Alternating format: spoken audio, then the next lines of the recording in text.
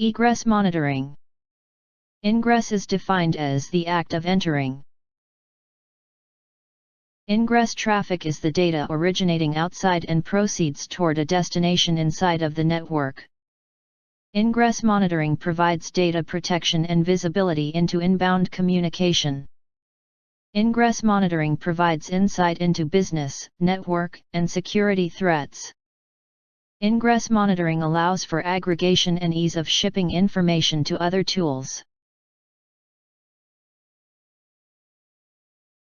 Ingress monitoring enhances analysis and performance monitoring tools.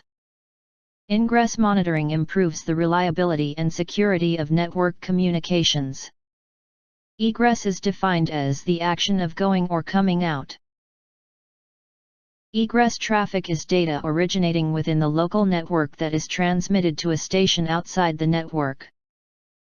Egress traffics are email, FTP, portable media, removal of hardware, posted to public-facing website, printed, image capture.